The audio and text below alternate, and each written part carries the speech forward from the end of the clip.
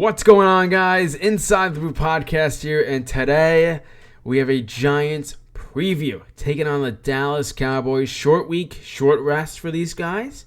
Some stayed overnight in Cleveland. They're back now, of course. Giants taking on the Dallas Cowboys. Both teams are 1-2.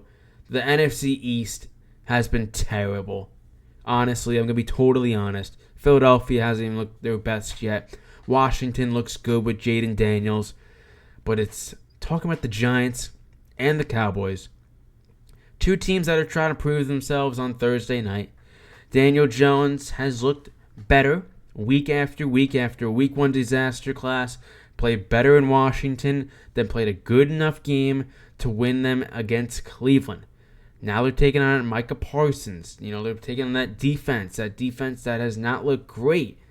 But notoriously, Dallas just tends to play better against the Giants than anyone else. It's like when we're playing the Giants, we're giving you the A+ stuff. All that fluke stuff in week 1 to week 3. We're going to give you the big stuff. We're going to pressure you, and we're going to get you down, and we're going to beat you up.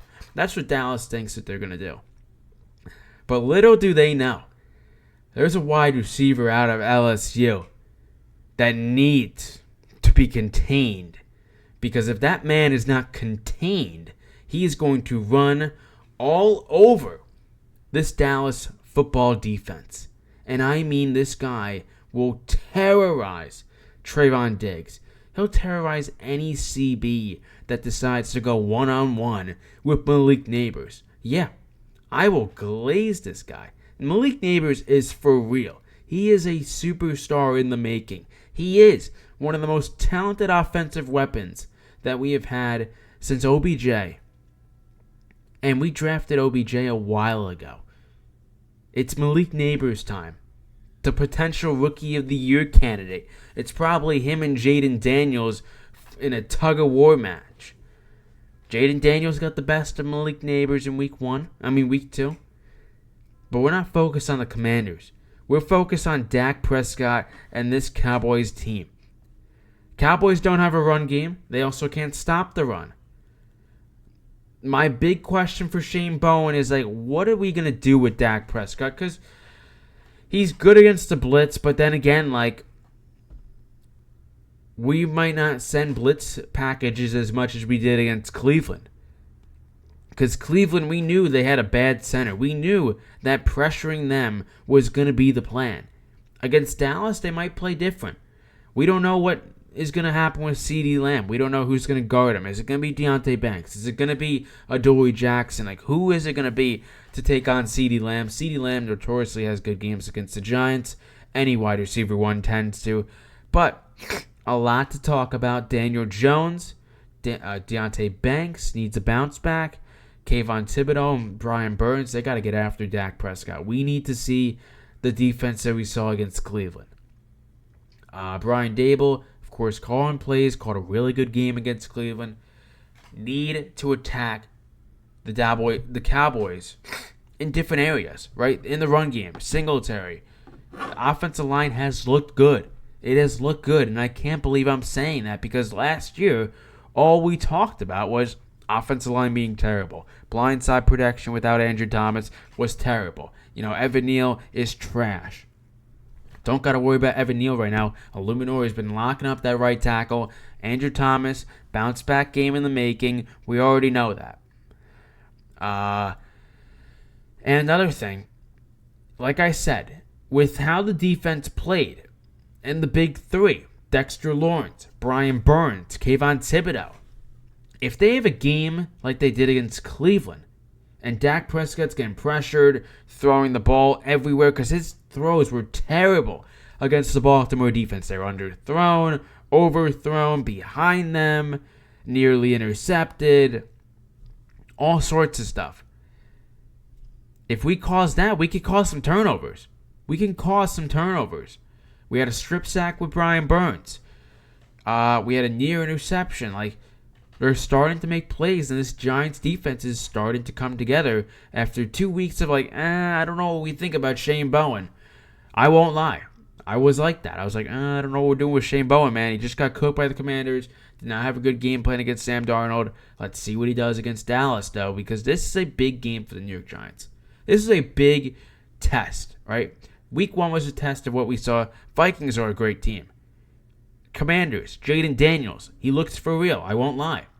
I was a little bit critical of him in week 2. I'm like, I don't know if this guy could pass downfield.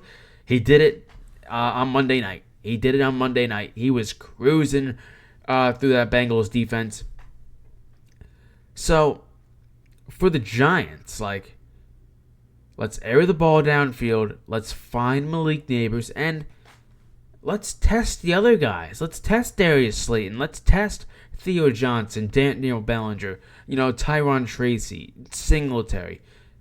Maybe we see Jalen Hyatt. Maybe we don't. It seems to me that Darius Slayton is okay and he's good to go for week 4.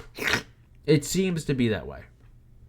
So I don't expect much of Jalen Hyatt unless they're in an open package where nobody's in the backfield and they're going 5 wide.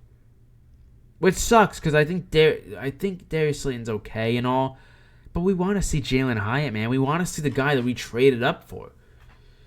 Now, I did mention that there is a potential, he could get traded at the trade deadline, Darius Slayton, but we're not talking about trade deadline. We're talking about how this New York Giants team can fare up against the Dallas defense and this Dallas offense. Because the Dallas offense last year killed you. 40-0 loss at MetLife. We don't want to go through that again. Regardless, this defense is going to get pressures on Daniel Jones. It's just how Daniel Jones utilizes that pressure and gets the ball out. He did a good job against that in Cleveland. No sacks were allowed, but 17 pressures. Dallas is going to throw a lot of pressures at this Giants O-line. Big test for JMS. Big test for Andrew Thomas. Big test for Luminor. Big test for all of them. And I think our keys to this game is, 1, running down their throats might not be a bad idea. Running that duo package like we did in Washington may work, may not. This could be a very fun game to watch, but it could also be a very painful game to watch. It's what type of Giants team are we going to see on Thursday? Are we going to see the resilient team that, okay, Browns were coming back in this game, defense needed a few stops, we got those stops, right? Special teams is going to be big too, I won't lie. Is Greg Joseph going to be, good enough to kick field goals? Or are we going to be able to defend kickoffs and all of that? Because it seems like all the time something has to happen at the start of the game. Eric Gray fumbles. Cleveland puts up points. Week 2, Austin Eckler takes it down the house for a kick return. It gets called back, but the fact of the matter is that shouldn't happen. And then week 1, it was much different. You get a forced fumble, but then nothing happens. So, a lot to look forward to this game, of course. The Giants, I think, can win this football game. I really do. Looking back, it's week 1 was okay, this team might not win anything. Then they lose to Washington. Then they play a bounce-back game against Cleveland. Big test for Dallas. Like I said, week 3 to week 8 is the gauntlet. We're in round 2 of the gauntlet. If they could win against Dallas, that makes them a team to watch. That makes the Giants a team to watch in the NFC. If they could beat a Dallas team that hasn't really played their best football, in my opinion. Just like Philadelphia, just like Detroit, a bunch of teams have not played their best football yet. And these first 5 weeks are a test for all NFL teams. It's what the teams are really made of. When they go down points, do they have a chance to come back in the games? Does the defense play well enough to keep the other team off the scoreboard or letting up field goals? Right? We saw the Giants defense against the Commanders let up a lot of field goals, no touchdowns. Cleveland Browns, of course, scored a touchdown on their opening play. And overall, the Giants played a great defensive game. Great calling by Bowen. They got 8 sacks. 8 freaking sacks. Jason Pinnock, I think Dexter Lawrence, Brian Burns with the strip sack. Everybody was getting in. Elijah Chapman, who played a very good game. Very good game from the undrafted rookie. I've really liked him so far. I think he played his best game of the season in Week 3 against Cleveland. So, like I said, big game for the Giants. Big game for Dak Prescott in this offense. We know they don't have running backs that are going to absolutely destroy you. We know that. Ezekiel Elliott past his prime. Dalvin Cook past his prime. They got some younger guys, but they're not guys I'm oh, we got to watch out for this guy. The main guy to watch out in this game is Jake Ferguson and CeeDee Lamb. Because Dak Prescott, if he doesn't have CeeDee Lamb, he's going to Jake Ferguson. I guarantee that. I think he had 8 catches last game against Baltimore. Jake Ferguson's going to find ways to get open. So if you guard both of those guys and you contain them, Dak Prescott's not going to be able to do much. It's just on the other hand, if Malik Neighbors is getting doubled, all that, it opens up for Wanda Robinson, it opens up for Singletary, it opens up for Darius Slayton. And maybe if Jalen Hyatt plays, it opens up something for him. I think the Giants should definitely test this team down the field. I think deep shots for Danny Dimes. I think you gotta put in Jalen Hyatt. I will stress this every week until this man gets consistent reps. And I think the reason that he's not playing is clearly because of Darius Slayton. It seems like he won the wide receiver 3 job over Jalen Hyatt. Because Jalen Hyatt right now on the depth chart is the wide receiver 4.